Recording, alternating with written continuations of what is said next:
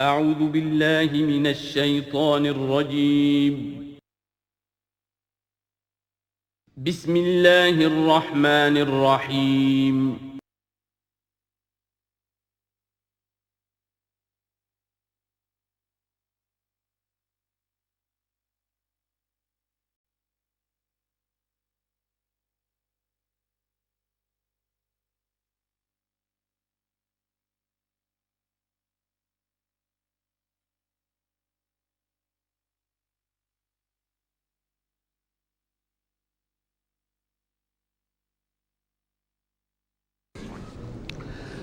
اعوذ باللہ من الشیطان الرجیم بسم اللہ الرحمن الرحیم اقرأ بسم ربک الذی خلق خلق الانسان من علق اقرأ وربک الاکرم الذی علم بالقلم علم الانسان ما لم يعلم صدق اللہ العظیم رب اشرح لی صدری ویسر لی امری واحلل عقدۃ من لسانی یفقہوا قولی۔ اس سے پہلے کئی مرتبہ یہ عرض کیا جا چکا ہے کہ حضور پر جو پہلی وحی آئی تقریباً اجماع ہے اس پر کہ وہ یہ 5 آیات ہیں سورہ علق کی۔ آپ کی عمر شریف جب 40 برس کے لگ بھگ ہوئی، حضرت عائشہ صدیقہ رضی اللہ تعالی عنہا کی ایک روایت میں یہ ساری چیزیں موجود ہیں، تو خلوت گزرنی محبوب ہو گئی، غور و فکر کا غلبہ ہو گیا۔ پھر آپ غار حرا میں جا کر کئی راتیں کئی دن قیام فرما ہوتے تھے، اور شارحین حدیث کا اس پر اجماع ہے کہ وہاں آپ کیا کرتے تھے؟ کان صفت و تعبدہ فی غار حرا تفکر والاعتبار، غور و فکر، سوچ بچار۔ اسی میں پھر ایک دن فرشتہ آیا ہے۔ فرشتے کا آنا اور فرشتہ کیا لے کر آیا جس پر کہ اس نے یہ کہا اقرا، پڑھو، وہ ذرا بات ہے کہ جو ذرا پیچیدہ ہے سمجھنے کی ہے، وہ میں عرض کروں گا آپ سے۔ روایت یہ ہے کہ فرشتے نے کہا اقرا، تو حضور نے فرمایا ما انا بقاری۔ فرشتے نے اپنے ساتھ بھینچا لگا کر سینے کے ساتھ، پھر چھوڑ دیا، کہا کہو اقرا۔ حضور نے پھر کہا میں ما انا بقاری، تیسری مرتبہ پھر کیا، 3 مرتبہ کرنے کے بعد پھر یہ اقرا بسم ربک الذی خلق۔ تو اس میں میرے نزدیک وہ روایت صحیح ہے کہ یہ جو پہلی وحی آئی ہے یہ ما بین النوم والیقظہ، جبکہ آپ نیم بیداری اور نیم خوابیدگی کی کیفیت میں تھے، اور فرشتہ اس وقت ایک تختی پر لکھی ہوئی یہ آیات لے کر آیا تھا۔ ورنہ ظاہر بات ہے کہ آدمی پڑھا ہوا نہ ہو تب بھی اسی کی اپنی زبان میں کہا جا رہا ہو کہ یوں کہو، تو وہ تو کہنا مشکل نہیں تھا۔ 40 برس کی عمر تھی آپ کی، کوئی آپ بچے تو نہیں تھے، کوئی شے تھی کہ جس کو پڑھنا تھا۔ وہ جو پڑھنا ہے تو وہ اصل میں یہ اس عالم میں کہ جس کو آپ کہیں گے ما بین النوم والیقظہ، بیداری اور خواب کے بین کی کوئی کیفیت تھی جس میں کہ فرشتہ آیا ہے اور اپنی اصل ملکی شکل میں آیا ہے۔ اس لیے کہ پھر اس نے جب وہ بھی کوئی چیز لکھی ہوئی لایا ہے، روایتوں میں آتا ہے سونے کی تختی تھی جس پر یہ آیات لکھی ہوئی تھیں، تو اس پر آپ نے کہا ما انا بقاری، میں تو پڑھا ہوا نہیں ہوں۔ اب بات اس کے ساتھ مطابقت رکھتی ہوئی ہے، لیکن پھر جو سینے کے ساتھ بھینچا ہے 3 مرتبہ، تو اس سے گویا کہ آپ کے اندر وہ استعداد پیدا ہو گئی، پھر آپ نے اس کو پڑھا۔ اور یہ میں یاد دلاتا ہوں کہ میں نے جب کہا تھا کہ جب دوسری وحی فترت کے بعد آئی ہے سورہ مدثر کی، تو حضور نے جب دیکھا تھا کہ اب یہ افق اعلیٰ پر یا افق مبین پر حضرت جبرائیل نظر آئے، کیسے پہچان لیا؟ وہی فرشتہ جو غار حرا میں آیا تھا، تو وہاں بھی وہ اپنی اصل ملکی شکل میں تھے، لیکن وہاں جو رؤیت حضور کو حاصل ہوئی تھی وہ پوری بیداری کی حالت کی نہیں تھی، ما بین النوم والیقظہ، یعنی کچھ نیم خوابی اور نیم بیداری کی کیفیت تھی، لیکن دیکھ لیا تھا حضرت جبرائیل کو ان کی اصل ملکی شکل میں اس وقت۔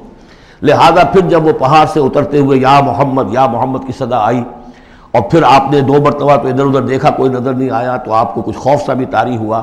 پھر اچانک نگاہ اٹھی تو دیکھا کہ وہی فرشتہ کہ وہی کہ جو غار حرا میں آیا تھا، اس طرح ہے کہ آسمان زمین کے مابین افق پر، اور اس طرح سے ہے کہ پورا افق بھر گیا۔ تو یہ ہے اس کا پس منظر۔ اقرا بسم ربک الذی خلق، پڑھو اپنے اس رب کے نام سے جس نے پیدا کیا۔ خلق الانسان من علق، انسان کو پیدا کیا اس نے اس جونک کی طرح کی چیز سے کہ جو رحم مادر میں چمٹ گئی تھی۔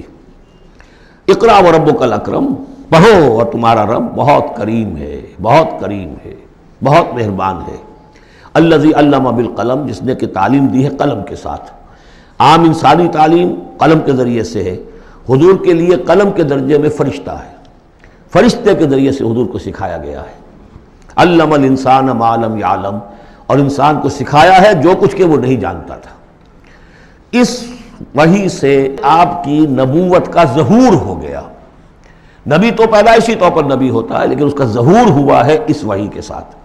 البتہ اس میں کوئی تبلیغ کا حکم نہیں ہے، وہ تو پھر جب وہ وحی آئی ہے، جب کہ فرشتے کو دیکھا ہے افق اعلیٰ پر، افق مبین پر، اس کے بعد جب گھر گئے ہیں اور پھر آپ کمبل اوڑھ کر لیٹ گئے ہیں، دہشت کی کیفیت طاری تھی، پھر وہ سورہ مدثر کی آیات نازل ہوئیں، یا ایھا المدثر قم فانذر وربک فکبر۔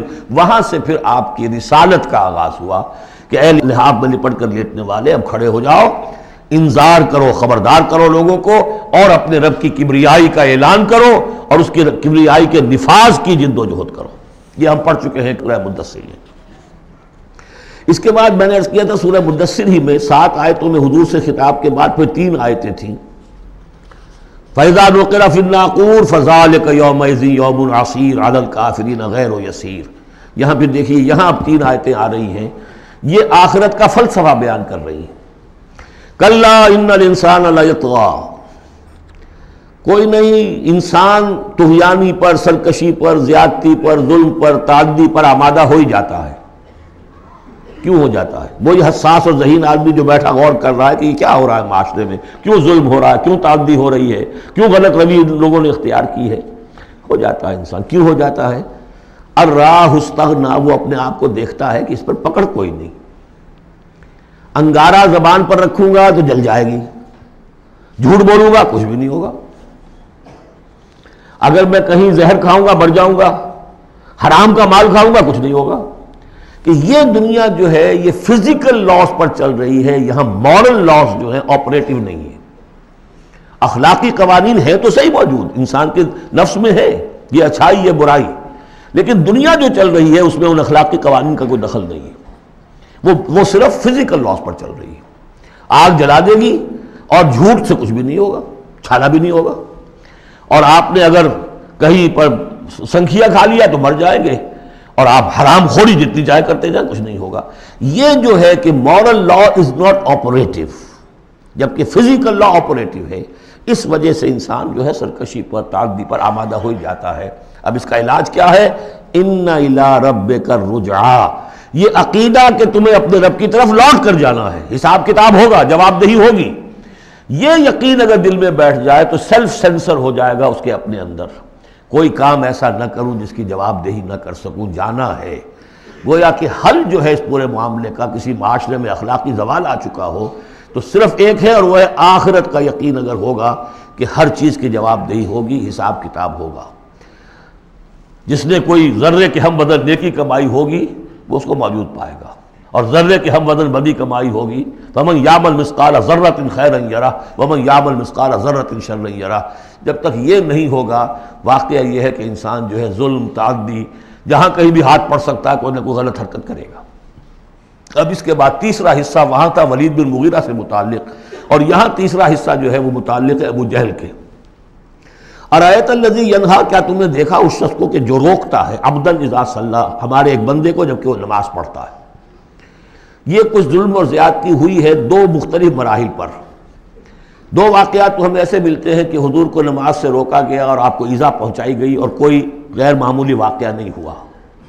ایک مرتبہ حضور صلی اللہ علیہ وسلم سجدے میں تھے تو بیٹھے ہوئے تھے دور پہ کچھ وہ ابو جہل اور اس کے ساتھی، انہوں نے کہا کہ کوئی ہے ذرا جو فلاں جگہ پر اونٹ ذبح ہوا، اس کی اوجڑی پڑی ہوئی ہے، وہ اوجڑی لا کے محمد کی گردن پہ رکھ دو جب یہ سجدے میں جائے۔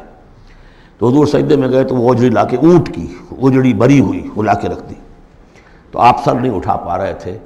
پھر حضرت فاطمہ کو معلوم ہوا ہے، وہ آئی ہیں دوڑتی ہوئی، پھر انہوں نے وہاں سے اس کو ہٹایا ہے، اور تو اس وقت ایک زیادتی یہ کی گئی، اس وقت کوئی غیر معمولی واقعہ نہیں ہوا، یعنی کہیں اللہ تعالیٰ نے پکڑا نہیں اسے۔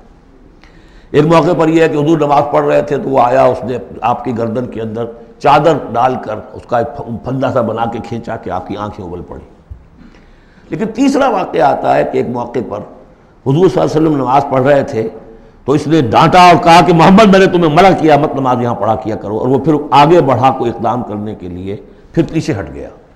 لوگوں نے کہا کیا ہوا؟ تو کہا کہ مجھے اپنے اور محمد کے درمیان ایک کھائی نظر آئی جس میں کوئی پروں والی مخلوق تھی اور وہ میری تکہ بوٹی کرنے کو تیار تھی. اس سے خوف کھا کر وہ پیچھے ہٹ گیا. تو مجھے جہاں تک محسوس ہوتا ہے وہ یہ ہے کہ جب تک تو حضور کو ابو طالب کی پروٹیکشن حاصل تھی اس وقت تک کا معاملہ تو پہلے دو واقعات ہیں. لیکن پھر جب آپ آئے ہیں اور طائف سے واپس آئے ہیں اور اللہ تعالیٰ کی طرف سے خصوصی پروٹیکشن آپ کو ملی ہے، اس کے بعد کا واقعہ وہ ہے کہ جس کا کہ یہاں تذکرہ ہو رہا ہے.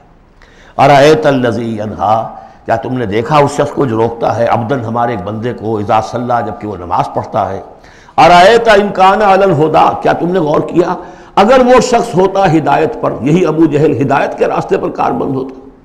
او ہمارا بالتقوی، یہ ہمت والا آدمی ہے، جرت والا آدمی ہے، بخیل نہیں تھا. اس نے یہی کہا تھا کہ بنی ہاشم نے اگر لوگوں کو غریبوں کو کھانے کھلائے ہم نے ان سے بڑھ کر کھلائے، ابھی تک تو ہم کندھے سے کندھا ملا کر آ رہے. وہ بخیل نہیں تھا، پھر جری تھا، بہادر تھا، میدان جنگ میں گیا ہے، لیڈ کیا ہے لشکر کو اپنے. اور جب گردن کاٹنے لگے تھے تو کہتا تھا نیچے سے کاٹنا تاکہ نیزے کے اوپر چڑھاؤ گے تو معلوم ہو کہ اونچی گردن ہے کسی سردار کی گردن ہے. تو یہ چیزیں اس کے اندر تھیں، مرد میدان تھا. لیکن یہ ہے کہ وہ جو صدق بالحسنی والے معاملے پہ آ کے مار کھا گئے. لیکن یہ کہ اگر یہی شخص ایمان لے آیا ہوتا، ہدایت پر ہوتا، تقویٰ کی تعلیم دیتا، تو آپ سمجھیے پھر کیا ہوتا. گویا کہ ایک اور عمر فاروق مل گیا ہوتا اس امت کو. بالکل ان کی شخصیتوں کے اندر بڑا پیرلل انداز ہے. حضرت عمر بھی لڑنے بھڑنے والے آدمی، کشتیاں کرنے والے آدمی، ادھر سے جا رہے ہیں اس کو دھکا دے رہے ہیں، اس مزاج کے آدمی تھے. لیکن یہ کہ بہرحال ان میں وہ چیز موجود تھی کہ بخل نہیں اور بزدلی نہیں. ان دو چیزوں کے بعد جو ہے پھر یہ کہ تصدیق بالحسنی کے لیے اللہ تعالیٰ نے ایک راستہ کھول دیا ان کے لیے، تو ان کے وہ عمر فاروق بن گئے. اس لیے کہ دعا کی تھی محمد رسول اللہ نے. ارأیت ان کذب وتولی، کیا تم نے سوچا کہ اس نے جو جھٹلایا ہے اور منہ موڑ لیا ہے، الم یعلم بان اللہ یری، کیا یہ جانتا نہیں کہ اللہ دیکھ رہا ہے. کلا لئن لم ینتہ، ہرگز نہیں اگر یہ باز نہ آیا، لنسفعا بالناصیہ، ہم گھسیٹیں گے اس کی چوٹی کے بال پکڑ کر. ناصیۃ کاذبۃ خاطیہ، یہ پیشانی کہ جو خطا کار ہے، جھوٹی ہے. فلیدعو نادیہ، تو بلا لے وہ اپنی پارٹی کے لوگوں کو، بلا لے اپنی مجلس کے لوگوں کو، ہم نشینوں کو. سندعو الزبانیہ، ہم بلا لیں گے جہنم کے فرشتوں کو. کلا لا تطعہ واسجد واقترب، اے نبی آپ اس کی بات نہ مانیے، آپ سجدہ کیجئے اور اللہ سے قریب ہو جائیے. بسم اللہ الرحمن الرحیم. انا انزلناہ فی لیلۃ القدر، یہ دیکھیے ربط بڑا عمدہ چلا آ رہا ہے. پہلی وحی کے فوراً بعد ہم نے اتارا ہے اس کو لیلۃ القدر میں. وما ادراک ما لیلۃ القدر، کیا تم جانتے ہو کیا ہے لیلۃ القدر. لیلۃ القدر خیر من الف شہر، وہ لیلۃ القدر 100 مہینوں سے بہتر ہے. تنزل الملائکۃ والروح، وہاں ہم پڑھ چکے ہیں تفصیل سے کہ یہ اینول بجٹ سیشن ہے اللہ تعالیٰ کا اس دنیا کے نظام کے لیے. ہر سال میں جو کچھ ہونا ہوتا ہے اس کے فیصلے ہو جاتے ہیں. فیہا یفرق کل امر حکیم، اس شب میں سب فیصلے ہو جاتے ہیں اگلے سال کیا کچھ ہونا ہے، اور وہ فرشتوں کے حوالے کر دیے جاتے ہیں. ایشو ہو گئے آرڈر، اب ان کی ہے امپلیمنٹیشن. یدبر الامر من السماء الى الارض ثم یعرج الیہ، فرشتے جو ہیں امپلیمنٹ کرتے ہیں ان احکام کو اور پھر وہ رپورٹیں جو ہے واپس پہنچتی ہیں. تو اسی رات میں قرآن مجید کے نزول کا آغاز ہوا. تنزل الملائکۃ والروح فیہا باذن ربہم، اس رات میں اترتے ہیں فرشتے بھی، اور الروح روح الامین، روح القدس، وہ کہ چونکہ ان کا ذکر عام طور پہ علیحدہ اس لیے کیا جاتا ہے جو ہم 2 دفعہ پڑھ چکے ہیں. علمہ شدید القویٰ ذو مرۃ فاستویٰ، تو ان کی خاص شان ہے فرشتوں میں کہ مطاع ہیں، مطاع ثم امین، ان کے سردار کی حیثیت رکھتے ہیں. تو تنزل الملائکۃ والروح فیہا باذن ربہم، اپنے رب کے حکم سے، من کل امر، ہر امر، جو سارے فیصلے ہو چکے ہوتے ہیں آئندہ سال کے، ان کے بارے میں جو ہے ان کو احکام دے دیے گئے ہوتے ہیں. فیہا یفرق کل امر حکیم، یہ ہم وہاں پڑھ چکے ہیں.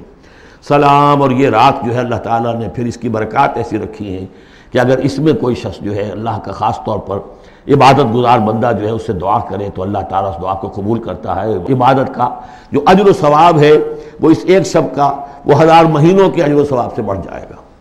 ہی حتی مطلع الفجر، یہ فجر کے طلوع ہونے تک یہ رات ہے. اب اس کے بعد ایک سورت جو آ رہی ہے، اس کے بارے میں عام طور پر آپ کو لکھا ہوا مل جائے گا کہ یہ سورہ جو ہے یہ مدنیہ ہے. لیکن یہ کہ یہ اکثر صورتوں کے بارے میں یہ جو آخری ہیں ہر قرآن مجید میں کوئی نہ کوئی ایک رائے تو لکھی ہے، لیکن جب تفصیل دیکھتے ہیں تو بہت سی آراء ہیں اس میں، یہ کوئی ایک رائے نہیں ہوتی۔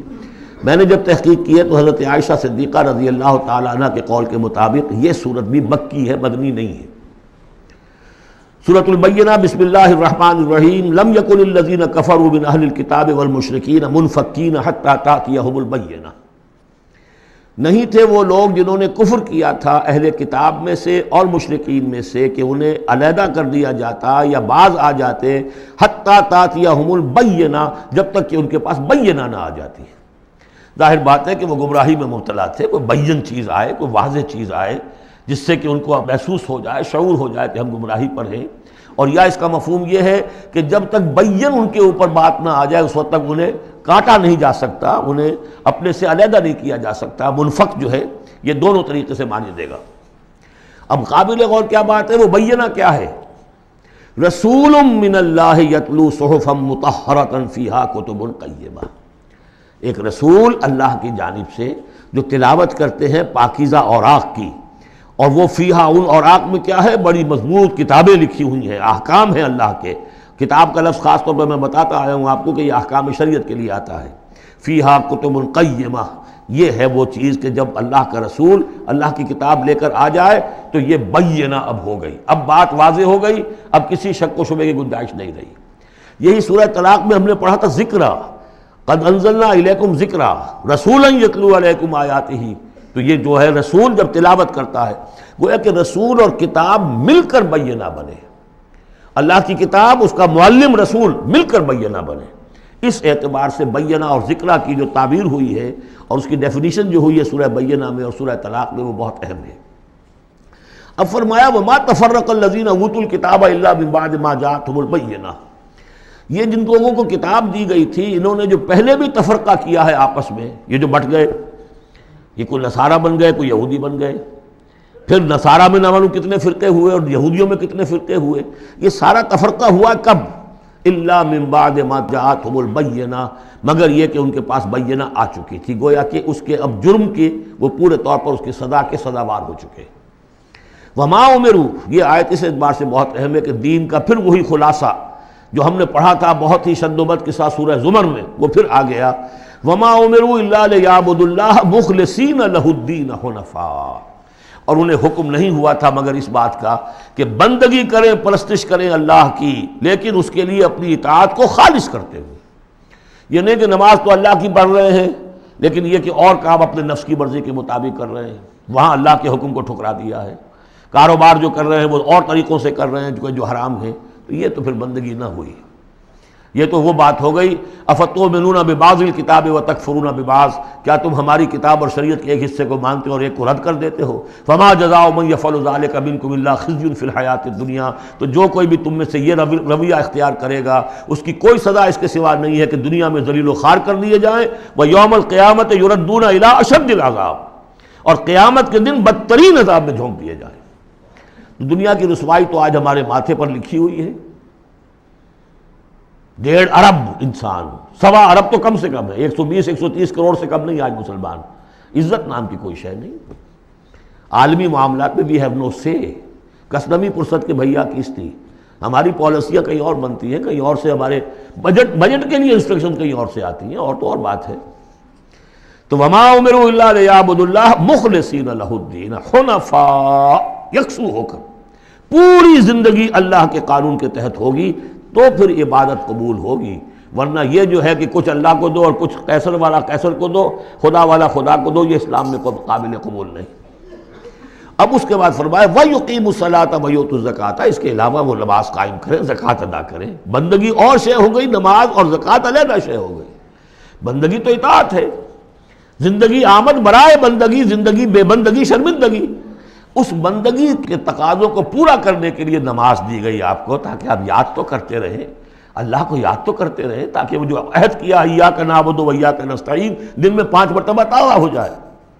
اس کو حفیظ نے کہا ہے کہ سرکشی نے کر دیے دھندلے نقوش بندگی، آؤ سجدے میں گریں، لوح جبین تازہ کریں۔ یہ جو ہے اس کے اوپر دھندلے ہو گئے نقوش بندگی. نماز پڑھو تاکہ بندگی کا نقش پھر اور چمک اٹھے. ایاک نعبد و ایاک نستعین کتنی مرتبہ دہراؤ گے سورہ فاتحہ کو ہر نماز میں تو تم اپنے عہد کو تازہ کر رہے ہو. اور زکوٰۃ دو. وذالک الدین القیمہ یہی ہے سیدھا دین ہمیشہ کا دین. ان الذین کفروا من اہل الکتاب والمشرکین بے شک وہ لوگ جنہوں نے کفر کی روش اختیار کی خواہ وہ اہل کتاب میں سے تھے یہود اور نصارہ والمشرکین خواہ وہ مشرکین میں سے تھے. فی نار جہنم خالدین فیہا وہ ہوں گے جہنم کی آگ میں اس میں ہمیشہ ہمیشہ رہیں گے. اولئک ہم شر البریہ یہ یقیناً بدترین خلائق ہے. ان الذین آمنوا وعملوا الصالحات اس کے برعکس وہ لوگ جو ایمان لائے جنہوں نے نیک عمل کیے اولئک ہم خیر البریہ یہ بہترین خلائق ہے. اللہم ربنا اجعلنا منہم اللہ تعالی ہمیں ان میں شامل ہونے کی توفیق عطا فرمائے. جزاؤہم عند ربہم جنات عدن تجری من تحتہا الانہار خالدین فیہا ابدا ان کا بدلہ ہوگا ان کے رب کے پاس وہ باغات رہنے والے باغات ریزیڈنشل گارڈنز جن کے دامن میں ندیاں بہتی ہوں گی اور جس میں وہ رہیں گے ہمیشہ ہمیشہ ہمیشہ ہمیشہ. یہ مقام اور ایک سورہ تغابن جو ہم نے پڑھی تھی اس وقت میں نے وہ بات کا تذکرہ نہیں کیا تھا. دو مقامات قرآن مجید کے ایسے ہیں جہاں جو سائملٹینیس کنٹراسٹ ہے وہ یہ ہے کہ جہنم کے لیے صرف خالدین فیہا آیا ہے اور جنت کے لیے خالدین فیہا ابدا. تو یقیناً کوئی نہ کوئی فرق ہے. ویسے جہنم کے لیے بھی قرآن میں دوسرے مقامات پر ابدا بھی آیا ہے اور پھر سارا کچھ, لیکن جہاں کنٹراسٹ آ جائے جو فوری ہو تو یہ جو سائملٹینیس کنٹراسٹ کے حوالے سے چنانچہ اسی بنیاد پر امت کے دو بڑی عظیم شخصیتوں کی رائے یہ ہے کہ جہنم ابدی نہیں ہے ایک وقت میں آ کے کھوکھلی ہو جائے گی ختم ہو جائے گی. یا تو وہ جہنمی وہ ہوں گے کہ جن میں خیر کا سرے سے کوئی ایلیمنٹ ہی نہیں انہیں جلا کر راکھ کر دیا جائے گا معدوم ہو جائیں گے جیسے حیوانات معدوم ہو جائیں گے.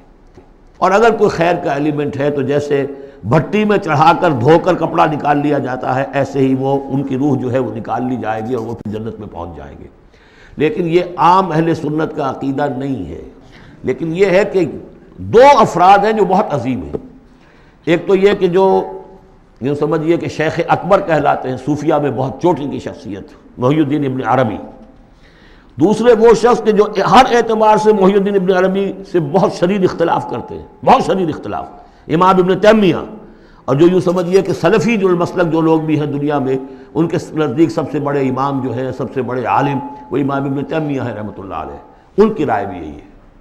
تو دو عظیم اشخاص کا اس پر متفق ہو جانا متفق گردید رائے بو علی بارائے من تو یہ وہ یقیناً جو ہے اس قابل تھا کہ میں آپ کو اس کا تذکرہ ذکر بتا دوں. رضی اللہ عنہم یہ لوگ جو ہیں وہ لوگ کہ ان الذین آمنوا وعملوا الصالحات اولئک هم خیر البریہ جزاؤہم عند ربہم جنات عدن تجری من تحتہا الانہار خالدین فیہا ابدا رضی اللہ عنہم ورضوا عنہ. اللہ تعالیٰ ان سے راضی ہو گیا اور وہ اس سے راضی ہو جائیں گے. جب جائیں گے وہاں تو اللہ تعالیٰ وہ کچھ دے گا کہ راضی ہو جائیں گے. ذالک لمن خشی ربہ یہ ان کے لیے ہے جو اپنے رب سے ڈرتے رہے. اللہم ربنا اجعلنا منہم اللہم ربنا اجعلنا منہم. سورۃ الزلزال اس کے بارے میں بھی اختلاف ہے کہ یہ مکی ہے یا مدنی ہے. میرے نزدیک مکی ہے 100%.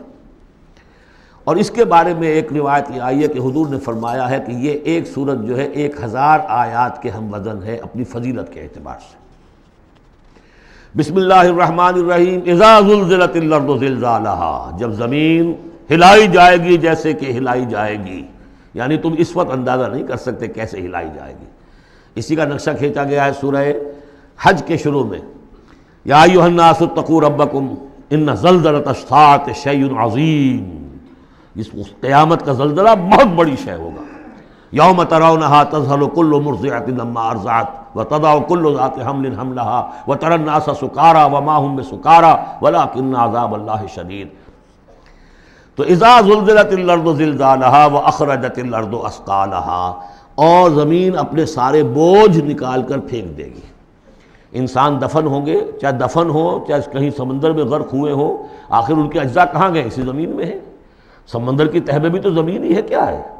اسی زمین میں یہیں سے نکلے تھے ان کے جسم. منہا خلقناکم وفیہا نعیدکم ومنہا نخرجکم تارۃ اخری. وہ اپنے بوجھ نکال کے فارغ ہو جائے گی. وقال الانسان ما لہا انسان کہے گا اسے کیا ہوا؟ یہ کیا حالات ہو گئے؟ کیا صورت بنی ہے؟ یومئذ تحدث اخبارہا اس دن یہ زمین اپنی خبریں سنائے گی بھی کہ یہ حضرت انسان میری پیٹھ پر سوار ہو کر کیا حرکتیں کرتا رہا ہے اس کی خبر بھی دے گی.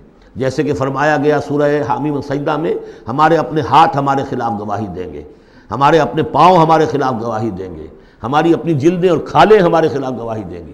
اور ہم کہیں گے گھبرا کر کہ لما شہدتم علینا، تم نے ہمارے خلاف کیوں گواہی دی، تم تو ہمارے عضو ہو. اور وہ کہیں گے انطقنا اللہ الذی انطق کل شیء، آج ہمیں بھی اللہ نے زبان دے دی جس نے سب کو زبان دی تھی. تو یہ زمین بھی اپنے احوال سنائے گی. بِأَنَّ رَبَّكَ أَوْحَىٰ لَهَا، یہ اس لیے کہ اس کے رب نے اسے حکم دیا ہوگا، اس کی وحی اسے آ گئی ہوگی. یومئذ یصدر الناس اشتاتا، یہ اشتاتا وہی لفظ آ گیا شتا. ان سعیکم لشتا، تم اگرچہ انسان ہو، سبھی نظر آ رہے ہو انسان، لیکن یہ کہ تمہاری سعی و جہد کے رخ بالکل مختلف ہے. فاما من آتا واتقى وصدق بالحسنى فسنيسره لليسرى واما من بخل واستغنى وكذب بالحسنى فسنيسره للعسرى. یہاں فرمایا وہ چیز اب وہاں ظاہر ہو جائے گی. یومئذ یصدر الناس اشتاتا، لوگ علیحدہ علیحدہ ہو جائیں گے. لیروا اعمالهم، تاکہ انہیں ان کے اعمال دکھا دیے جائیں. یہ اعمال نامہ ہے، کوئی ایک ہی بٹن دبے گا کسی اس بڑے جائنٹ کمپیوٹر کا جو اللہ نے رکھا ہوا ہے اپنے ہاں، وہ آپ کی پوری فلم اور آپ کا ایک ایک لفظ جو ہے موجود ہے. فَمَن يَعْمَلْ مِثْقَالَ ذَرَّةٍ خَيْرًا يَرَهُ، تو جس کسی نے ذرے کے ہم وزن بھی کوئی نیکی کمائی ہوگی وہ اسے اپنے سامنے موجود پائے گا. وَمَن يَعْمَلْ مِثْقَالَ ذَرَّةٍ شَرًّا يَرَهُ، اور جس کسی نے نیکی بدی کی ہوگی ذرے کے ہم وزن وہ سامنے. اب ذرہ کسے کہتے تھے عربی زبان میں؟ آپ نے شاید کبھی دیکھا ہو کہ یہ چیونٹیاں ہوتی ہیں، ان چیونٹیوں کے بھی انڈے ہوتے ہیں، ان انڈوں سے جو بچہ نکلتا ہے وہ ذر کہلاتا ہے. اب ظاہر بات ہے کہ ہر زبان کے اندر کسی شے کے لیے، چھوٹی چیز حقیر چیز کے لیے ان کی اپنے آبزرویشن سے وہ چیز لی جاتی ہے. جیسے میں نے آپ فتیلہ، کہ کھجور کی ناف میں جو لگا ہوا ہوتا ہے چھوٹا سا ایک تاگا سا، وہ فتیلہ ہے. نقیرہ وہ کیا ہے؟ تل. تو جو چیزیں بھی ان کے ہاں تھی مطلب چھوٹا، ذرے سے مراد ہے کہ سب سے چھوٹی شے. فَمَن يَعْمَلْ مِثْقَالَ ذَرَّةٍ شَرًّا يَرَهُ، اس کا لفظ ہم دیکھ چکے ہیں سورہ کہف میں. جب وہ اعمال نامہ رکھا جائے گا، وَوُضِعَ الْكِتَابُ فَتَرَى الْمُجْرِمِينَ مُشْفِقِينَ مِمَّا فِيهِ وَيَقُولُونَ يَا وَيْلَتَنَا مَا لِهَذَا الْكِتَابِ لَا يُغَادِرُ صَغِيرَةً وَلَا كَبِيرَةً إِلَّا أَحْصَاهَا وَوَجَدُوا مَا عَمِلُوا حَاضِرًا، جو کیا ہوگا موجود ہوگا. یہ چار صورتیں جو زلزال سے شروع ہوئی ہیں یہ ایک مزاج کی ہیں. اس میں وہی آخرت کا انذار بہت ہی یعنی بالکل جس کو کہا جائے کہ یعنی دو ٹوک انداز میں. سورۃ العادیات، بسم اللہ الرحمن الرحیم. والعادیات ضبحا فالموریات قدحا فالمغیرات صبحا فاثرن به نقعا فوسطن به جمعا. یہ پانچویں اور آخری صورت ہے اس اسلوب کی جو صافات سے شروع ہوا تھا. والصافات صفا فالزاجرات زجرا، پھر آئی والذاریات ذروا، اور پھر اس کے بعد آئی والمرسلات عرفا، پھر آئی والنازعات غرقا، اور یہ آخری ہے والعادیات ضبحا. اور ان قسموں کے بارے میں بھی اجماع ہے، ان کے معنی میں کوئی اختلاف نہیں ہے. وہ گھوڑے کے جو دوڑتے ہیں ہانپتے ہوئے، قسم ہے ان گھوڑوں کی، یا گواہ ہیں وہ گھوڑے جو دوڑتے ہیں ہانپتے ہوئے. فالموریات قدحا، پھر وہ اپنے سموں سے چنگاریاں نکال رہے ہوتے ہیں. جب وہ کسی پتھر کے ساتھ ٹکراتے ہیں تو چنگاری نکلتی ہے. فالموریات قدحا فالمغیرات صبحا، اور پھر وہ الصبح in the small hours of the morning جا کر غارت گری کرتے ہیں. یہ عربوں کا جو کلچر تھا، ان کی جو تہذیب تھی، لوٹ مار، اور لوٹ مار کے لیے ان کا وقت مقرر تھا small hours of the morning, جبکہ بہت سکون سے لوگ سوئے ہوئے ہیں، ٹھنڈی ٹھنڈی ہوا چل رہی ہوتی ہے، بہت ہی مریض کو ساری رات بھی اگر نیند نہ آئی ہو تو اس وقت آ جاتی ہے. وہ وقت ایسا ہوتا ہے.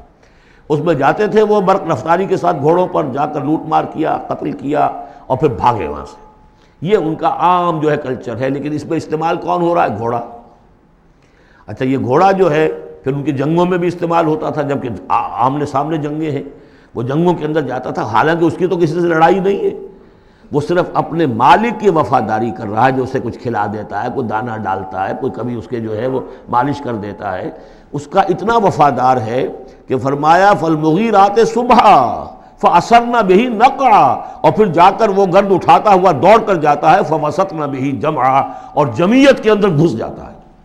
آپ کو معلوم پچھلی زمانوں میں کیا ہوتا تھا؟ لے کر نیزہ اور یا کوئی اور شے جو ہے وہ سوار گھوڑے کو لے کر دوڑا ہے، کس میں؟ دشمن کے اندر صفوں میں گھس رہا ہے، اور تیر آ رہا ہے، گھوڑا مر رہا ہے. ہوتا ہے، تلوار لگی ہے، گھوڑا مر گیا ہے. تو گھوڑا یہ رزق کیوں لے رہا ہے؟ یہ ہے اصل میں اس صورت کی جو اصل مرکزی بات ہے، محض یہ بات، انسان جو اس کا مالک ہے اس کا خالق نہیں ہے، صرف یہ ہے کہ اسے دانہ ڈالتا ہے، اسے گھر پہ باندھتا ہے، اس کی سیوا کرتا ہے۔ اس صرف دانہ دینے اور سیوا کرنے پر اس کے اندر اتنی وفاداری ہے کہ وہ اپنے مالک کی ذرا سی ایڑ کی تھوڑی سی اس کا اشارہ ہوتا ہے اور ہوا کی طرح بات کرتا ہے، جہاں اس کو حکم ہوتا ہے وہ دوڑتا ہے، اپنی جان جوکھوں میں ڈالتا ہے۔ اب فرمایا ان الانسان لربہ لکنود، لیکن یہ انسان اپنے رب کا بڑا ناشکرا ہے۔ وہ جو کھلاتا ہے، پلاتا ہے، رزق دیتا ہے، جو خالق ہے، یہ وفاداری اللہ کے لیے انسان میں نہیں۔ کتے کی وفاداریاں دیکھو، گھوڑوں کی وفاداریاں دیکھو، ان میں کتنی وفاداری ہوتی ہے۔ والعادیات ضبحا فالموریات قدحا فالمغیرات صبحا فاثرن بہ نقعا فوسطن بہ جمعا ان الانسان لربہ لکنود۔ کنٹراسٹ، ایک اس کا طرز عمل ہے، ایک اس انسان کا طرز عمل ہے۔ وَإِنَّهُ عَلَىٰ ذَلِكَ لَشَهِيدٌ بَلِ الْإِنسَانُ عَلَىٰ نَفْسِهِ بَصِيرًا، سورہ قیامہ میں جو ہم نے پڑھا ہے اسے خود بھی معلوم ہے کہ میں ناشکری کر رہا ہوں۔ وَإِنَّهُ لِحُبِّ الْخَيْرِ لَشَدِيدٌ، لیکن یہ مال اور دولت کی محبت میں بہت شدید ہو جاتا ہے، مال اور محبت کی دولت کی وجہ سے حرام حلال کی تمیز ہٹا دیتا ہے، حالانکہ اس کا نفس ملامت کرتا ہے۔ لا اقسم بیوم القیامہ ولا اقسم بالنفس اللوامہ، وہ اللہ تعالیٰ کی نشانیوں میں سے ایک نشانی ہے انسان کے اپنے اندر۔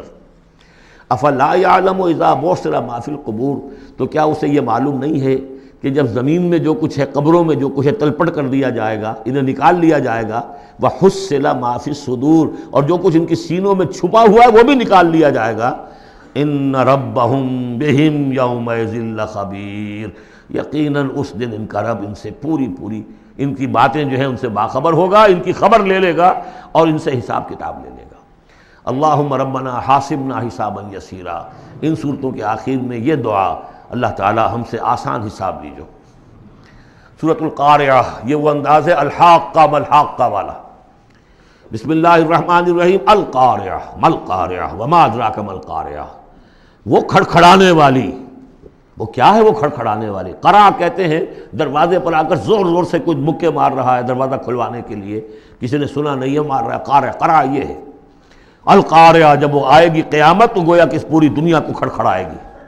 ملقارعہ وما ادراک ملقارعہ، یوم یکون الناس کالفراش المبثوث، جس دن انسان ایسے ہوں گے جیسے پتنگے ہوتے ہیں بکھرے ہوئے۔ وتکون الجبال کالعہن المنفوش، اور پہاڑ ایسے ہو جائیں گے جیسے روئی یا اون ہو دھنکی ہوئی۔ فاما من ثقلت موازینہ، تو پھر جن لوگوں کے نیکیوں کے پلڑے بھاری ہوں گے۔ اصل میں دو شکلیں ہیں میزان کی، ایک میزان ہوتی ہے ترازو جس کے دو پلڑے ہیں، ایک ہے سپرنگ بیلنس، وہ ایک ہی پلڑا ہے اس کے اندر، تو وہ تو اس کے اندر جو بھی سپرنگ ہے وہ بتاتا ہے کہ یہ اس کا وزن کتنا ہے۔ تو دو رائے ہیں، ایک تو یہ ہے کہ موازین سے مراد یہ کہ صرف نیکی کا وزن کیا جائے گا اور دیکھا جائے گا وہ ریکویزٹ لیول تک ہے یا نہیں، تو اس کی جو موزون ہے نیکیوں کے موازین وہ اگر بھاری ہے ایک معیار ہوگا، اور معیار بھی ہوگا ہر شخص کا انڈیویجول، لا نکلف اللہ نفسا الا وسعہا۔ اگر اس کے اپنے شاکلہ، اس کے اپنے جینز، اس کے اپنے جو بھی ماحول کے اثرات تھے، ان سب کی رعایت کرنے کے باوجود ایک مطلوبہ مقدار تک نیکی کا عنصر نکل آیا، فاما من ثقلت موازینہ فہو فی عیشۃ راضیہ، وہ ہوگا بڑے عیش کی زندگی میں جس میں اس کے لیے رضا ہی رضا ہے، راضی رہے گا ہمیشہ، جو ہے اس کی زندگی جو ہے خوشی پر ہوگی، خرم۔ واما من خفت موازینہ، جس کے وہ نیکیوں کے پلڑے جو ہے ہلکے ہوئے، فامہ ہاویہ، تو اس کا ٹھکانہ ہے ایک گڑھا۔ وما ادراک ما ہی، اور جانتے وہ گڑھا کیا ہے؟ نار حامیہ، آگ ہے دہکتی ہوئی۔ اللہم اجرنا من النار یا مجیرو یا مجیرو یا مجیر۔ سورۃ التکاثر، بسم اللہ الرحمن الرحیم۔ الہاکم التکاثر، تمہیں غافل کیے رکھتی ہے بہتات کی طلب، اور چاہے اتنا مال ہے، اتنی دولت ہے کہ 10 نسلوں کے لیے کافی ہو جائے، لیکن یہ کہ انسان کی طبیعت اس سے بھرتی نہیں، اور چاہے بڑے میاں کی ٹانگیں قبر میں لٹکی نظر آ رہی ہوں دنیا کو، لیکن وہ دولت کی حرص ختم نہیں ہوتی۔ الہاکم التکاثر، تمہیں یہ کثرت اور یہ غافل کیے رکھتی ہے۔ حتیٰ زرتم المقابر، یہاں تک کہ تم قبروں تک پہنچ جاتے ہو، اس وقت تک یہ بات ختم نہیں ہوتی۔ یعنی یہ حوث جو ہے انسان میں، دولت کی لالچ اور دولت کی محبت، اس کو بھرتی ہے تو قبر کی مٹی سے وہ بھری جاتی ہے، کسی اور مقدار سے دنیا میں یہ حوث نہیں بھرتی۔ اور یہ سورہ حدید کی وہ آیت یاد کر لیجئے، اعلموا انما الحیاۃ الدنیا لعب ولہو وزینۃ وتفاخر بینکم وتکاثر فی الاموال والاولاد، وہ آخری سٹیج ہے انسانی زندگی کی، اور یہ موت تک ختم نہیں ہوتی۔ کلا سوف تعلمون، کوئی نہیں، اس وقت تمہیں معلوم ہو جائے گا، حقیقت کھل جائے گی۔ ثم کلا سوف تعلمون، پھر کوئی بات نہیں، ابھی تم رہو اس غفلت میں، اس بدہوشی میں رہو، کوئی بات نہیں۔ ثم کلا سوف تعلمون، حقیقت ایک دن آئے گا کہ مبرہن ہو کر سامنے آ جائے گی۔ جیسے سورہ جمعہ میں پڑھا تھا ہم نے کہ اے نبی سے کہہ دیجئے کہ اگر تم موت سے بھاگ رہے ہو تو موت خود آ کر تم سے ملاقات کر لے گی، تم چاہے نہ بھی چاہو وہ تو آ جائے گی، تو وہ حقائق تم پر روشن ہو جائیں گے۔ یہ بالکل ایسے ہی ہے جیسے کہ آخری پارے کی پہلی سورت، عما یتساءلون عن النبأ العظیم الذی هم فیہ مختلفون کلا سیعلمون ثم کلا سیعلمون کلا لو تعلمون علم الیقین، کوئی نہیں، کاش کہ تم جان جاتے یقین والا علم، یہ یقینی علم ہے، کاش کہ ہو جاتا۔ اب اس پر جو ہے ہمارے بعض حکماء نے علم الیقین، عین الیقین اور حق الیقین کے 3 درجے قائم کیے۔ علم الیقین، آپ نے کہیں دیکھا دھواں ہے، آپ نے کہا آگ لگی ہے، حالانکہ آپ نے آگ دیکھی نہیں ہے، کسی دلیل سے، استدلال سے آپ نے انفر کیا ہے کہ آگ نکلی، یہ علم الیقین ہے۔ عین الیقین، آپ نے جا کر دیکھ لیا آنکھ سے کہ آگ لگی ہوئی ہے، اب یہ اور یقین پختہ ہو گیا۔ لیکن ایک ہو سکتا ہے پتہ نہیں یہ آگ ہے یا آگ کی شکل ہے۔ آج کل بہت سے وہ ایسے بنے ہوتے ہیں ہیٹرز کہ جو گھر میں جا کر یہ معلوم ہوتا دیکھتے ہوئے انگارے رکھے ہے کچھ بھی نہیں ہوا، تو اصل میں تو لائٹ کہیں اور، وہ جو حرارت آ رہی ہے وہ تاروں میں سے آ رہی ہے، وہ دہتے انگارے جو نظر آ رہے ہیں وہ ہرگز ہے ہی نہیں، آگ ہے ہی نہیں، آگ کی شکل ہے۔ لیکن اگر کہیں آپ نے انگلی بھی جا کر دے دی اور وہ جب جلی ہے تو اب حق الیقین حاصل ہو گیا کہ ہاں یہ آگ ہی ہے، اس لیے کہ اس کا تجربہ آپ کو خود حاصل ہو گیا۔ تو یہ ہے کلا لو تعلمون علم الیقین، کاش کہ تمہیں اس دنیا میں رہتے ہوئے علم الیقین ہی حاصل ہو جائے۔ لترون الجحیم، پھر تمہیں اس جہنم کو دیکھنا ہے، ثم لترونها عین الیقین، پھر عین الیقین کے ساتھ اس کو دیکھو گے۔ ثم لتسألن یومئذ عن النعیم، پھر اس دن تم سے سوال کیا جائے گا، پوچھا جائے گا کیا کیا نعمتیں ہم نے تمہیں دی تھی اور تم نے وہاں کیا کیا ہے۔ اب آ گئی وہ صورت جو قرآن مجید کے مختصر ترین صورتوں میں سے ہے لیکن جامع ترین صورتوں میں سے ہے، سورۃ العصر، جس کے بارے میں امام شافعی کے 2 اقوال ہیں۔ ایک یہ کہ لو لم ينزل من القرآن سواہا لکفت الناس، اگر سوائے سے ایک صورت کے کوئی اور چیز نازل نہ ہوتی قرآن میں، یہ لوگوں کی ہدایت کے لیے کافی تھی۔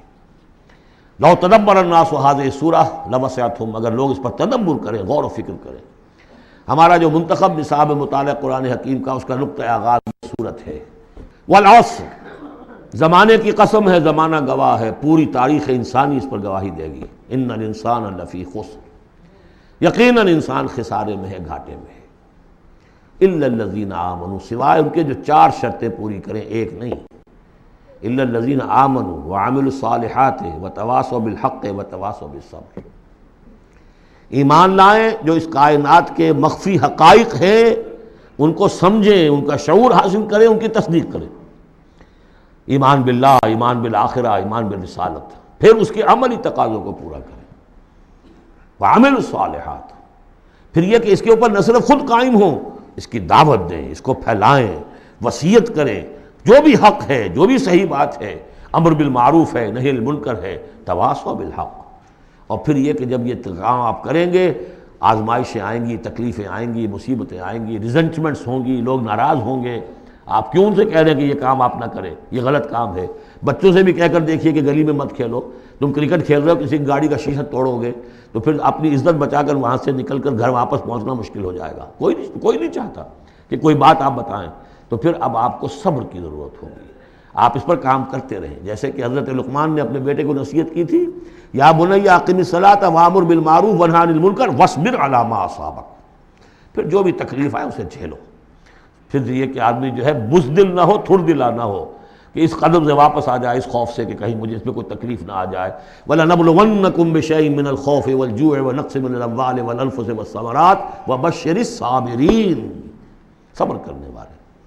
وَالْعَصْرِ إِنَّ الْإِنسَانَ لَفِي خُسْرٍ إِلَّا الَّذِينَ آمَنُوا وَعَمِلُوا الصَّالِحَاتِ وَتَوَاصَوْا بِالْحَقِّ وَتَوَاصَوْا بِالصَّبْرِ اللہم ربنا اجعلنا منہم، اللہم ربنا اجعلنا منہم۔ جو اس راستے پر نہیں چلتے ان کا کردار کی ایک جھلک دکھائی جا رہی ہے۔ یہ سورۃ ہمزہ جو ہے، بسم اللہ الرحمن الرحیم، ویل لکل ہمزۃ لمزہ، انسان کے سامنے کوئی ہائی آئیڈیل نہیں اگر ہوتا، کوئی اعلیٰ نصب و لین و نش نہیں ہے، تو وہ پستی کی طرف، پھر اس کی دلچسپی کیا ہوگی؟ کچھ چغلیاں کھاتا پھر رہا ہے، کسی کو تانے دے رہا ہے، کسی کی غیبت کر رہا ہے، کسی کی عزت پر حملہ کر رہا ہے، کسی کا مال ہڑپ کر رہا ہے، پھر اس کی شخصیت کے اندر یہ پستی آ جائے گی۔ وہی جس پستی کو دیکھ کر ایک حساس انسان مایوس ہو جاتا ہے کہ انسان میں خیر کوئی ہے ہی نہیں، یہ تو گویا کہ گندگی کی ایک پوٹ ہے۔ کسی سے پوچھ لیجئے، کوئی کہے گا سیکس، اور سیکس اتنا کہ باپ اگر بیٹی کو محبت بھری نگاہ سے دیکھ رہا ہے تو وہ بھی سیکس ہے، ماں اگر بیٹے کے جسم پر کوئی شفقت سے ہاتھ پھیرے تو وہ بھی سیکس ہے، یہاں تک پہنچا گیا۔ تو یہ کہ انسان کے اندر کوئی اعلیٰ جذبہ، کوئی اعلیٰ فکر ہے ہی نہیں، کسی کوئی بتایا ہمیں؟ انسان تو نرا حیوان ہے، گندگی کی پوٹ ہے۔ کوئی شخص جو ہے بڑا اونچا واز کہہ رہا ہے اور کوئی زیر لب مسکرا رہا ہوگا کہ یہ واز جو فرما رہے ہیں اپنا روب گاٹھنا چاہ رہے ہیں، یہ کوئی ان کی اور کوئی غرض ہوگی، وہ شاید کوئی نذرانہ ملنا ہو انہیں جس کے لیے واز فرما رہے ہیں۔ واز تو بڑا عمدہ ہے، لیکن انسان جانتا ہے کہ بڑے گھٹیا انسان کے بالعموم جو موٹیوز ہیں انتہائی گھٹیا ہوتے ہیں، جس سے کہ انسان کی یعنی فطرت سے انسان جو ہے مایوس ہو جاتا ہے کہ شاید انسان میں کوئی خیر ہے ہی نہیں۔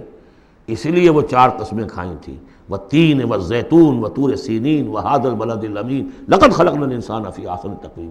کیا محمد انسان نہیں تھے؟ کیا موسیٰ انسان نہیں تھے؟ کیا عیسیٰ انسان نہیں تھے؟ کیا نوح انسان نہیں تھے؟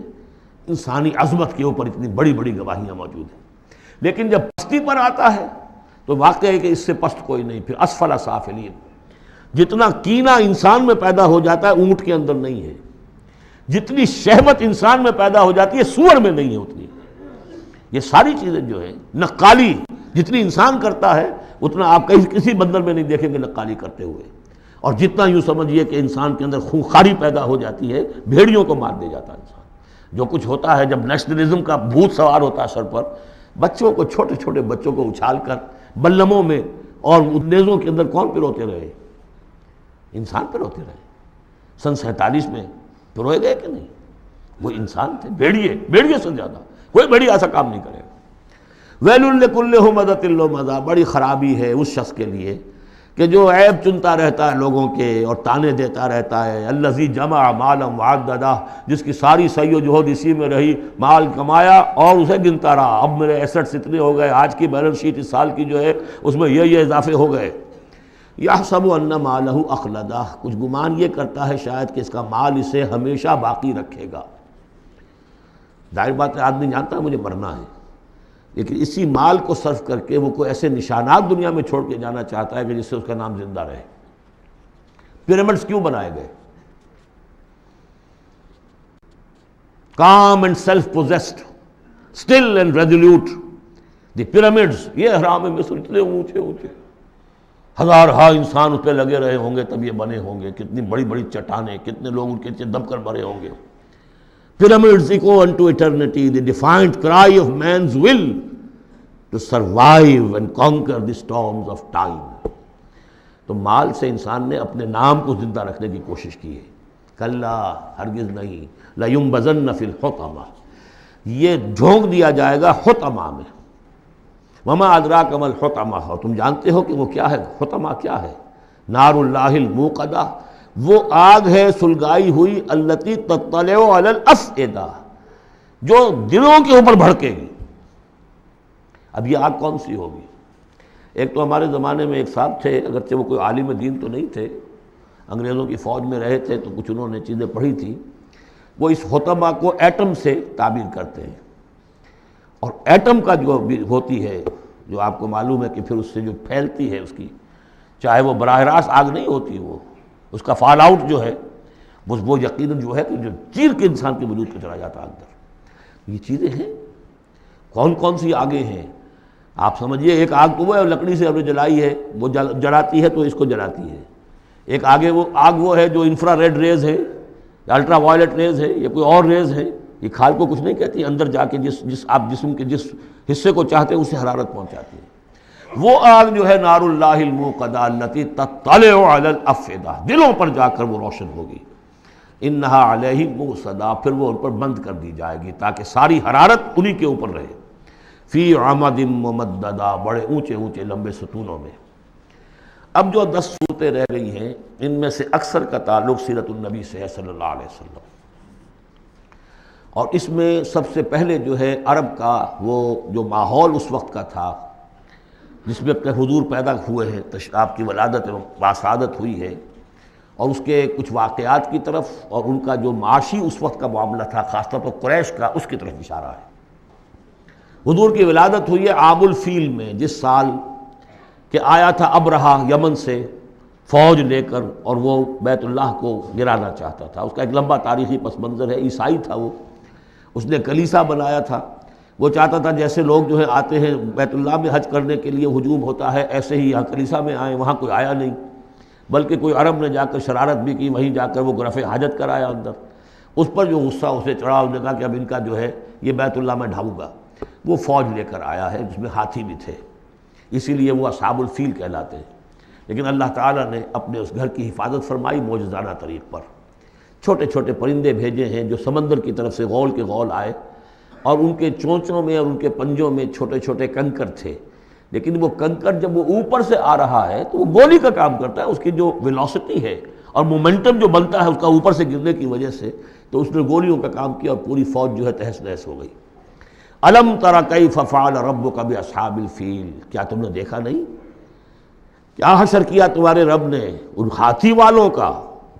الم یجعل کیدہم فی تضلیل، کیا اس نے ان کی تمام تدبیروں کو اور جو داؤ انہوں نے لگایا تھا بیکار اور غیر مؤثر نہیں کر دیا؟ وارسل علیہم طیرا ابابیل، اور ان پر بھیج دیے جھنڈ کے جھنڈ اڑتے ہوئے جانوروں کے، پرندوں کے، ترمیہم بحجارۃ من سجیل، جو ان کو رمی کرتے تھے۔ یہ رمی کی یادگار در حقیقت اسی کی ہے جو حج میں جا کے کی جاتی، ترمیہم رمی، وہ ان کو مارتے تھے بحجارۃ من سجیل، کنکریاں، وہی کنکریاں، سنگ گل، یہ معرب ہے فارسی سے، وہ چھوٹی کنکریاں جو ریت کی بنی ہوتی ہیں، کہیں اگر صحرا میں ہلکی سی بارش ہو جائے تو ایک ایک قطرے کے ساتھ تھوڑی سی جو اس کا ریت مل جائے گی، پھر اس پر دھوپ پڑی اور وہ پک گئے، وہ کنکریاں کہلاتی ہیں سنگ گل، مٹی کی کا بنا ہوا پتھر، وہ کنکریاں ہیں کہ جو ماری گئی ہیں۔ فجعلہم کعصف مأکول، پھر انہوں نے کر دیا انہیں ایسا جیسے کہ بھس جو کہ کھایا گیا ہو، جانوروں کے آگے آپ نے چارہ ڈالا وہ کھا لیا، پھر کوئی جو کچھ پڑا رہ جاتا ہے ادھر ادھر، اس طرح کا کر دیا، ان کا نام و نشان مٹا دیا۔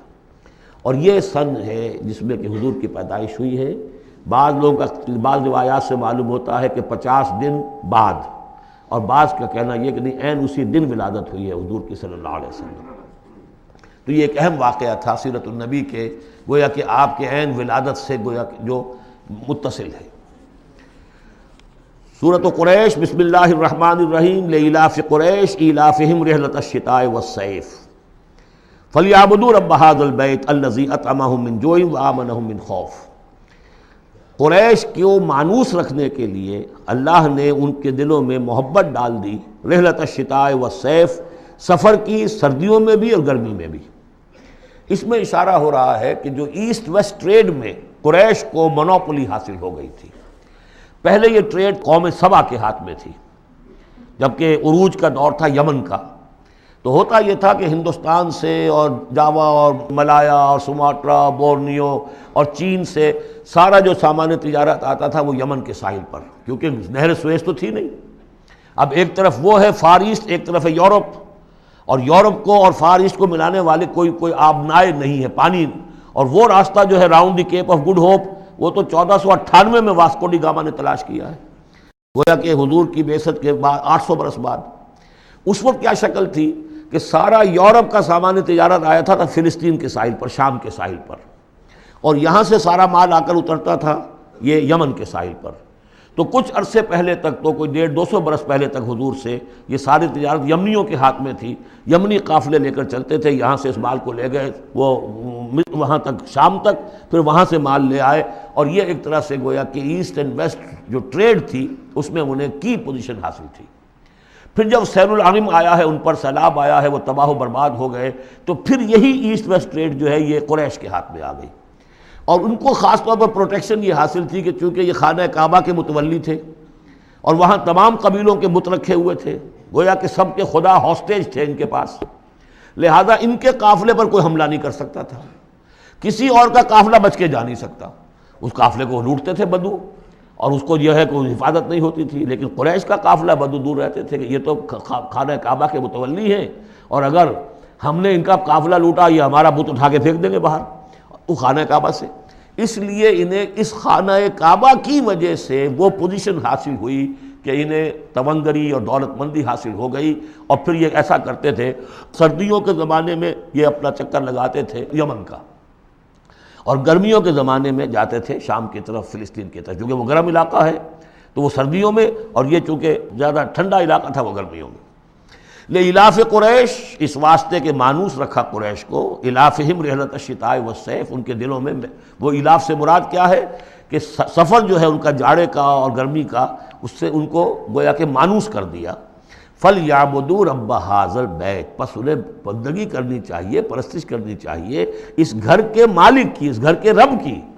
انہوں نے یہاں لا کے 360 بت رکھ دیے ہیں، انہیں چاہیے تھا کہ خلوص اور اخلاص کے ساتھ جو اس گھر کا اصل مالک ہے، جس کی توحید کے لیے یہ مرکز بنایا تھا ابراہیم نے، ان کے جد امجد نے، اور کہا تھا کہ ربنا لیقیموا الصلاۃ، تیری نماز قائم کرنے کے لیے میں نے یہ گھر بنایا ہے، تو اس کو انہوں نے جو ہے اس کو بت قدہ بنا دیا۔ دنیا کے بت قدوں میں پہلا وہ گھر خدا کا، ہم اس کے پاسباں ہیں، وہ پاسباں ہمارا، تو کرنا یہ چاہیے تھا الذی اطعمہم من جوع، جس نے کہ انہیں طعام پہنچایا اور بھوک سے نجات دی، انہیں غذا دی، انہیں دولت دی، وآمنہم من خوف، اور ان کو امن دے دیا ہے خوف سے کہ ان کے قافلوں کے اوپر کسی حملے کا خوف اور اندیشہ نہیں ہوتا۔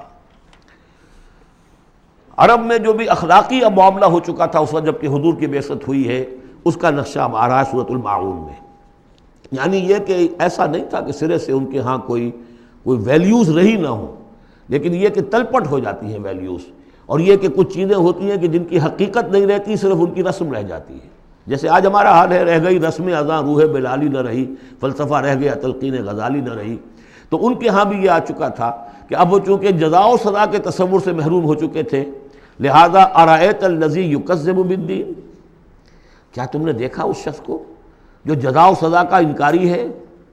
کوئی جزا سزا نہیں، کوئی باعث بعد الموت نہیں، ان ہی الا حیاتنا دنیا نموت و نحیا وما یہلکنا الا الدار، اس دنیا کی زندگی کے سوا کوئی زندگی نہیں، ہم خود مرتے ہیں خود جیتے ہیں، اور ہلاک کرنے والی شے گردش افلاک کے سوا اور کوئی نہیں، ہم کوئی خدا کو نہیں مانتے۔ ایسے لوگ بھی تھے ان میں۔ ظاہر بات ہے کہ اس شخص کا کردار کیسا ہو جائے گا جو جزا و سزا کا منکر ہے، وہ تو یہی ہوگا بابر بے عیش کوش کہ عالم دوبارہ نہیں است، جب کوئی اور زندگی دوبارہ ہے ہی نہیں، یہی زندگی ہے، کھاؤ پیو عیش کرو، جہاں ہاتھ پڑ سکتا ہو ڈالو، جو چیز حاصل کر سکتے ہو کر لو، کیوں جھجک رہے ہو کہ یہ برا ہے اور یہ اچھا ہے اور یہ جائز ہے اور یہ ناجائز ہے؟ پھر تو طریقہ یہی ہوگا، تو وہ کردار کیا بنتا ہے اگر جزا و سزا کا انکاری ہوگا انسان، تو کردار کیا بنے گا؟ فَذَلِكَ الَّذِي يَدُعُّ الْيَتِيمَ، وہی ہے کہ جو یتیم کو دھکے دیتا ہے۔ کیوں کھلائے یتیم کو؟ کون سا فائدہ ہے اسے اس سے؟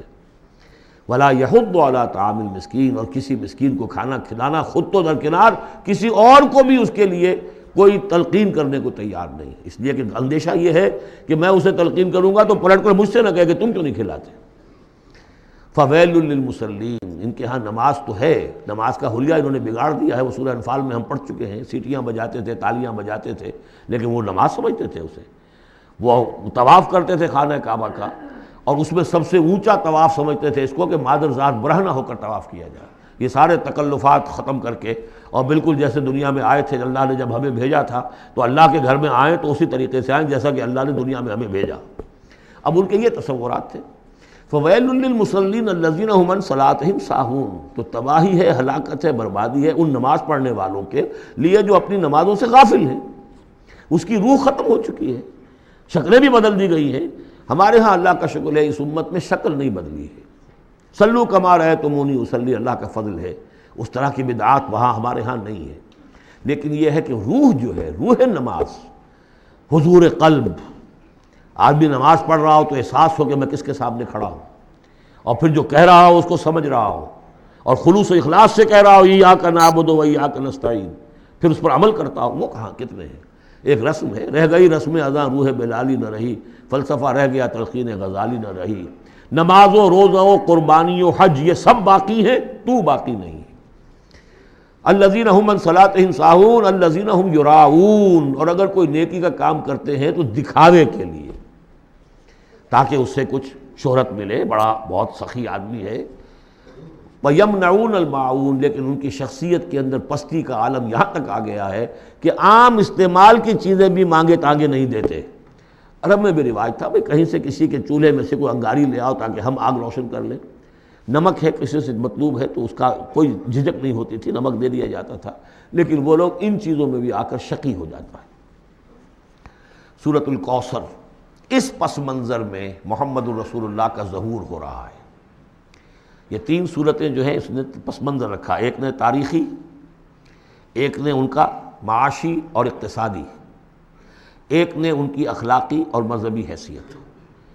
سورۃ الفیل وہ تاریخی واقعہ جو ہے، ظاہر بات ہے بہت بڑا واقعہ، اس کا بڑا چرچا ہوا ہوگا حضور کی بعثت کے ساتھ متعلق، لیکن دوسری طرف بیت اللہ اور اس کی وجہ سے قریش کو اس کے متولی ہونے کی وجہ سے جو امن حاصل تھا اور جو انہیں اللہ کی طرف سے روزی پہنچ رہی تھی، تیسرے ان کی اخلاقی پستی جس حد کو پہنچ گئی تھی، اس میں جب ظہور ہو رہا ہے محمد الرسول اللہ کی نبوت کا، یہ سورۃ الکوثر، بسم اللہ الرحمن الرحیم، انا اعطیناک الکوثر فصل لربک وانحر ان شانئک ھو الابتر۔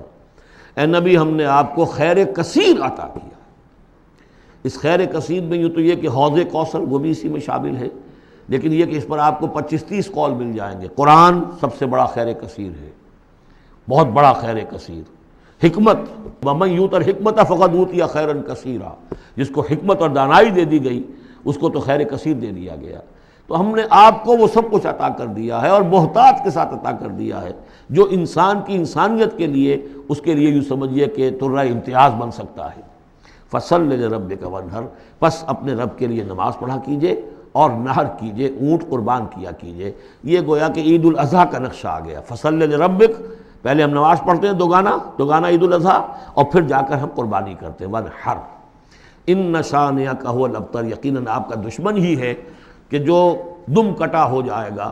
اس کا پس منظر یہ ہے کہ جب حضور کے ایک صاحبزادے بچپنی میں فوت ہو گئے تو کچھ جو کفار تھے مکے کے، انہوں نے بڑی خوشیاں منائیں کہ ایک ہی بیٹا تھا، باقی تو ان کی بیٹیاں ہیں۔ آپ کو معلوم ہے کہ 4 بیٹیاں تھیں حضور کی صلی اللہ علیہ وسلم، لیکن یہ کہ بیٹا جو تھا وہ ایک ہی تھا، وہ اللہ نے اٹھا لیا، تو بڑے خوشیاں منائی گئیں کہ یہ تو اب دم کٹا جیسے ہوتا ہے جس کا کوئی پیچھے نام نہ رہ جائے۔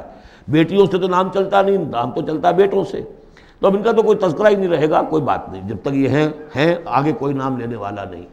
تو فرمایا کہ نہیں، ان کو تو کروڑوں بیٹے اللہ عطا کرے گا، کروڑوں اربوں بیٹے عطا کرے گا۔ ہاں اے نبی، آپ کا دشمن ضرور ہے کہ جس کا نام لیوا کوئی نہیں رہے گا۔ یہ جو ہے سورۃ الکافرون، یہ گویا کہ ایک اعلان ہوتا ہے آخری کسی نبی کی طرف سے کہ جب کہ وہ اپنی دعوت پیش کر چکا ہو، اتمام حجت کر چکا ہو، ہر طرح سے بات واضح ہو چکی ہو اور قوم اس کی نہ مان رہی ہو، تو پھر وہ اعلان برات کرتا ہے، اب میرا تم سے کوئی تعلق نہیں۔ قل یا ایھا الکافرون لا اعبد ما تعبدون، کہہ دیجئے اے نبی، اے کافروں۔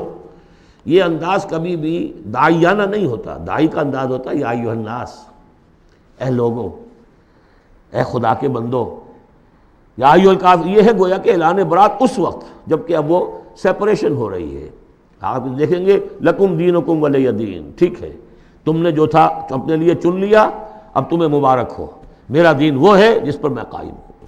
تو گویا کہ اب تمہارے درمیان ڈائلاگ بھی ختم ہے۔ قل یا ایھا الکافرون لا اعبد ما تعبدون، میں ہرگز پوجنے والا نہیں اس کو جنہیں تم پوجتے ہو، ولا انتم عابدون ما اعبد، نہ تم پوجنے والے اس کو جسے میں پوجتا ہوں۔ اس میں نفی ہو رہی ہے۔ وہ کہتے تھے ہم تو اللہ کو بھی پوجتے ہیں، ہاں اس کے ساتھ کچھ اور چیزوں کو بھی پوجتے ہیں، لیکن اللہ کا پوجنا اگر کسی شرک کے ساتھ ہے تو وہ نفی ہے اس کی بالکل۔ ولا انتم عابدون ما اعبد، کوئی تمہارا اپنا تصور کا اللہ ہوگا، کوئی خدا جو تم نے بنا رکھا جسے پوج رہے ہو، میں جسے پوج رہا ہوں اسے تم نہیں پوج رہے۔ ولا انا عابد ما عبدتم، اور نہ ہی میں ہمیشہ آئندہ بھی کبھی بھی پوجنے والا ہوں اس کا جس کی بندگی تم کر رہے ہو، ولا انتم عابدون ما اعبد، نہ تم پوجنے والے ہو اس کی جس کو میں پوج رہا ہوں، لکم دینکم ولی دین، اب میرے اور تمہارے راستے علیحدہ ہو گئے، تمہارے لیے تمہارا دین، جو طریقہ تم نے اختیار کیا ٹھیک ہے، تمہیں مبارک ہو، میرے لیے میرا دین ہے۔ بارک اللہ لی ولکم فی القرآن العظیم ونفعنی وإیاکم بالآیات والذکر